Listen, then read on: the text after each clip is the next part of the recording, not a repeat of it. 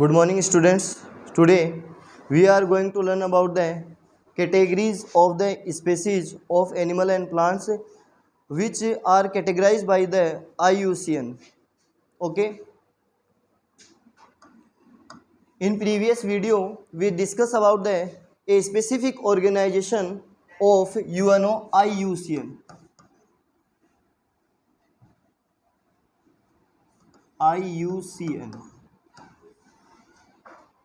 देखिए स्टूडेंट्स, ये जो IUCN है इसके बारे में मैंने आपको प्रीवियस वीडियो में जो है बताया था कि IUCN क्या है, और IUCN जो है एनिमल और जो प्लांट्स की जो स्पेसीज है उसको कितनी कैटेगरी में डिवाइड करती है।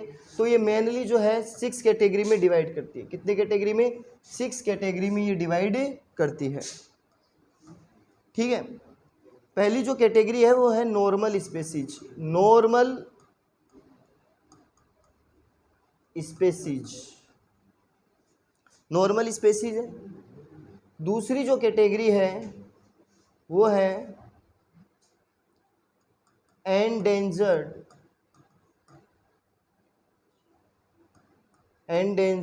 स्पेसीज, और थर्ड कैटेगरी जो है वो है वुल्नरेबल स्पेसीज।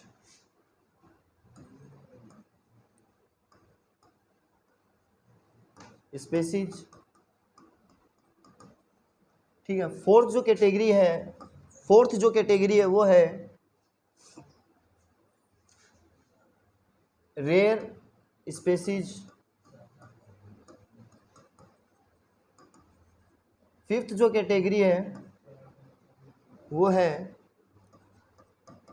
एंडेमिक स्पेसीज, और जो लास्ट कैटेगरी है मैंने आपको बताई थी वो है 6 नंबर की जो कैटेगरी वो है एक्सिंक्ट स्पेसीज।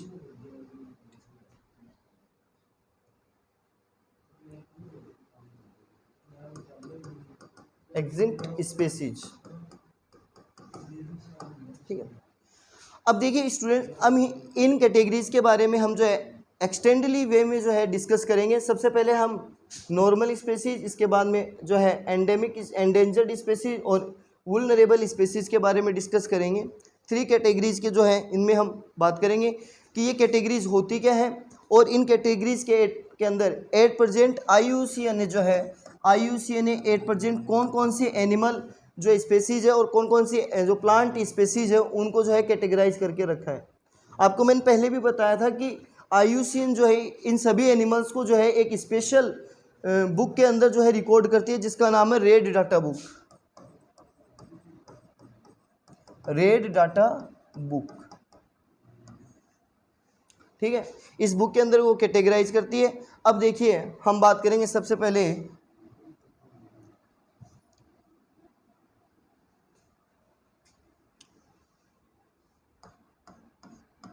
नॉर्मल स्पेसीज के बारे में। नॉर्मल स्पेसीज, देखिए सबसे पहले हमारे सामने की नॉर्मल स्पेसीज जो है वो कौन सी होती है उनके बारे में हम डिस्कस करेंगे। तो देखिए species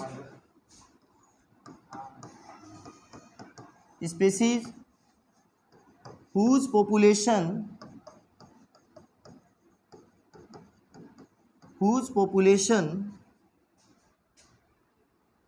for survival whose population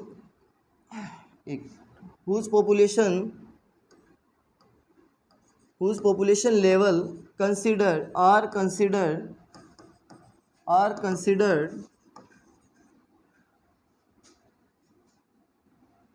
normal for survival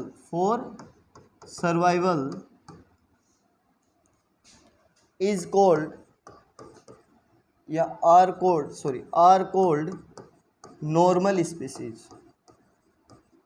normal species, देखिए नॉर्मल स्पेसीज जो है क्या होती है उनके बारे में हम डिस्कस करेंगे कि वो स्पेसीज जिनकी जो संख्या है, जिनकी जो पॉपुलेशन जो है वो सर्वाइवल के लिए क्या है, इनफ है। अर्थ प्लानेट के ऊपर इनके सर्वाइवल के लिए अर्थ प्लानेट के ऊपर इनके स्पेसीज की जो नंबर्स हैं वो क्या है भाई, इनफ क्वांटिटी में है, इनफ क्वांटिटी के अंदर है, उनको हम बोलते हैं नॉर्मल स्पेसीज। ठीक है, उनके अस्तित्व, सर्वाइवल होता है अस्तित्व है, क्या होता है, अस्तित्व है कि species whose population level are considered to be normal for survival are called normal species. ऐसी स्पेसीज जिनकी पॉपुलेशन लेवल जो है वो क्या है, नॉर्मल है, सर्वाइवल के लिए क्या है, नॉर्मल है, उनको हम कहते हैं नॉर्मल स्पेसीज। जैसे एज लाइक काउ, बफेलोज, ठीक है, बफेलोज, ये जो है कुछ ऐसी स्पेसीज है जिनकी जो अर्थ प्लानेट पे जिनके नंबर्स जो है, इनकी जो पॉपुलेशन है वो क्या है, नॉर्मल है, इनके सर्वाइवल के लिए जो है इनफ मानी जाती है। अब इनके एग्जाम्पल लिखेंगे हम।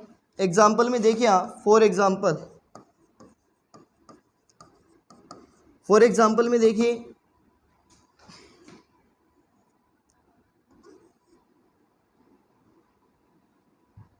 केटल, जितने भी पशु हैं केटल है वो सभी इसी में आते हैं। सील, साल, पाइन एसेट्रा। केटल है, साल जो है एक पेड़ है, पेड़ की टाइप से, एक पेड़ की जो है स्पेसीज है, एक ट्री की स्पेसीज है। पाइन है, ये भी एक जो है प्लांट स्पेसीज है जो कोनीफेरस फॉरेस्ट के अंदर पाई जाती है। ठीक है, जो ऊंचे हाई एल्टीट्यूड एरिया होते हैं वहाँ पे पाई जाती है। जो स्नो कवर्ड एरिया के अंदर पाइन का जो पेड़ है ये पाए जाते हैं। इनकी क्वांटिटी अर्थ के ऊपर जो है नॉर्मल है और इनके सर्वाइवल के लिए वो इनफ है, इसलिए इनको नॉर्मल स्पेसीज में हम काउंट करते हैं। इसके बाद में देखिए नेक्स्ट जो है वो है endangered species. Endangered species, endangered का मतलब होता है संकटग्रस्त। संकटग्रस्त, जो संकट में है, जिनका जो सर्वाइवल है वो क्या है, संकट में है, एंडेंजर्ड में है, वो होती है संकटग्रस्त प्रजातियां। ठीक है, तो एंडेंजर्ड स्पेसीज की हम डेफिनेशन करेंगे। देखिए, those species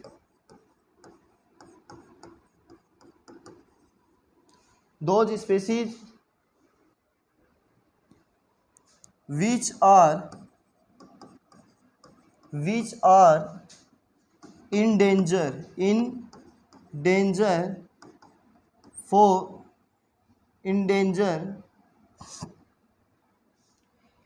danger for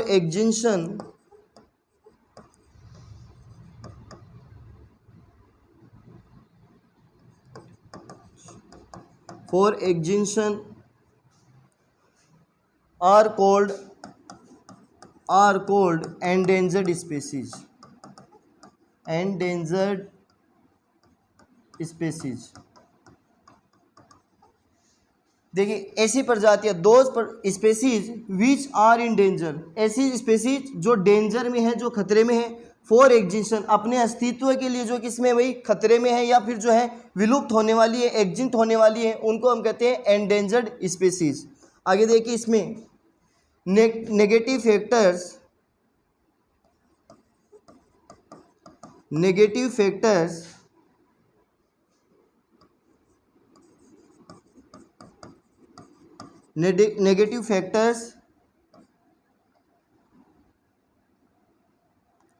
continue to be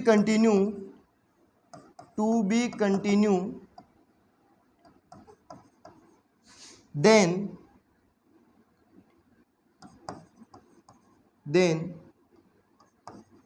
they will be disappeared.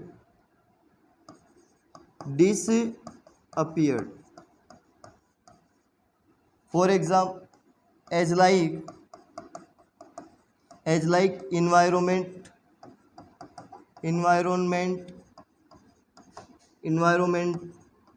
degradation, global warming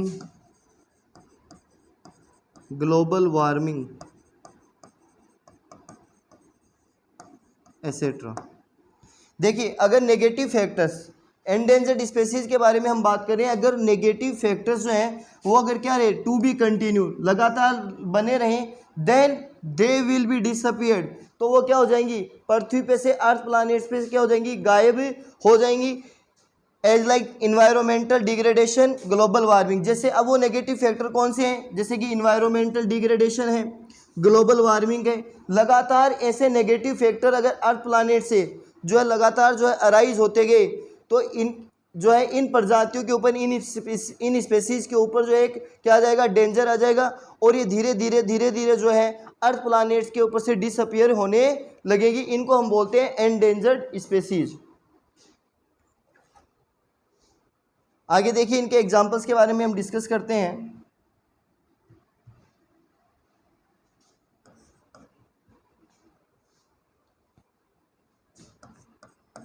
the examples of these species are black buck,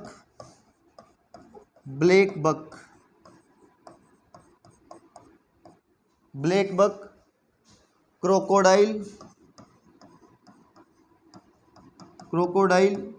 alligators,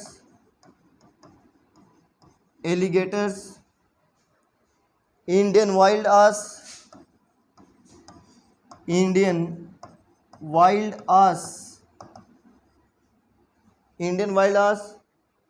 rhinos,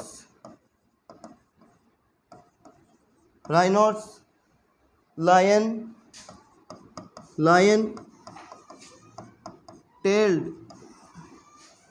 tailed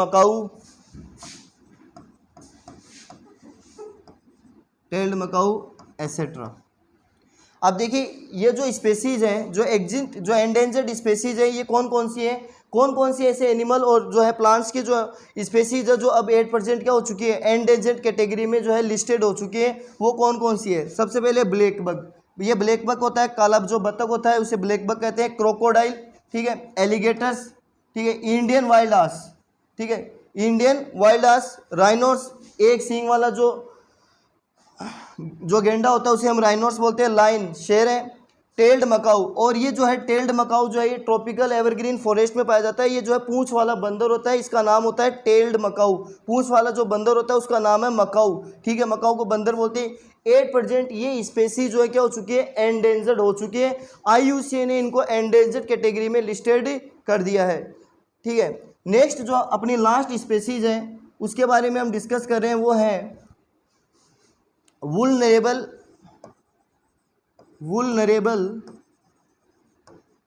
species.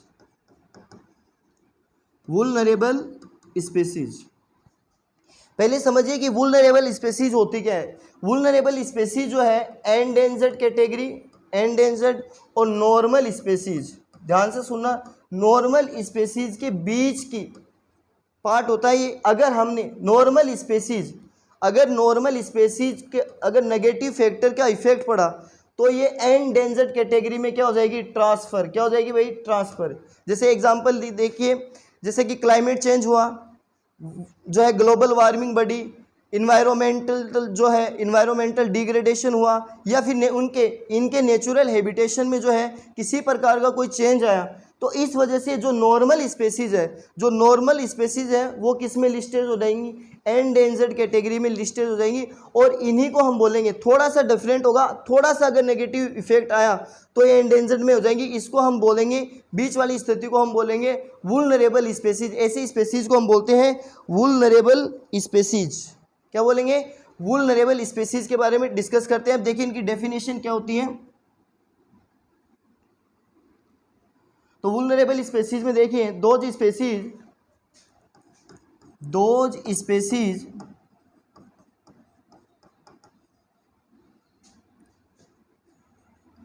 whose population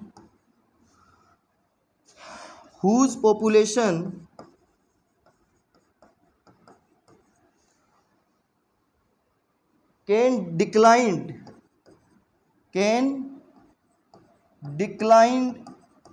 if negative factors,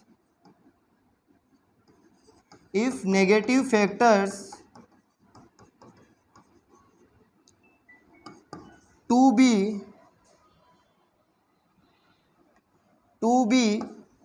continue, ठीक है।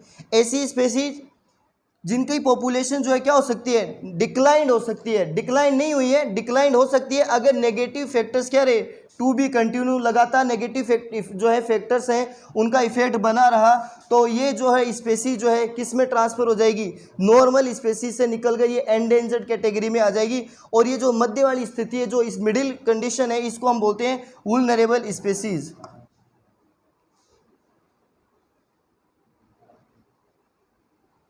transferred into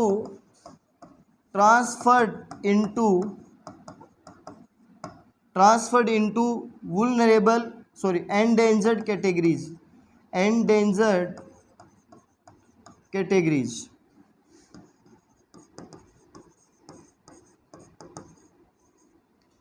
are called vulnerable species, are called vulnerable species। दोबारा देखिए वुल्नरेबल species क्या होती हैं। वुल्नरेबल species को मैंने अभी बताया कि वैसी स्पेसीज, ऐसी प्रजातियां एनिमल और प्लांट्स की जिनके नेगेटिव फैक्टर होने से वो एंडेंजर्ड कैटेगरी के अंदर क्या हो जाती है, ट्रांसफर्ड हो जाती है, उनको हम बोलते हैं वुल्नरेबल स्पेसीज। अब इनकी डेफिनेशन देखिए, इनके एग्जाम्पल्स के बारे में हम डिस्कस करते हैं। For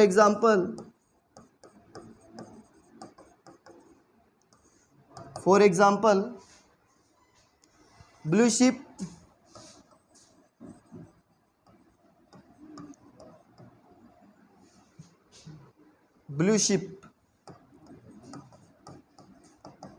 Asiatic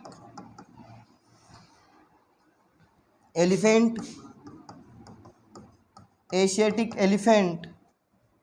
Gangetic dolphin.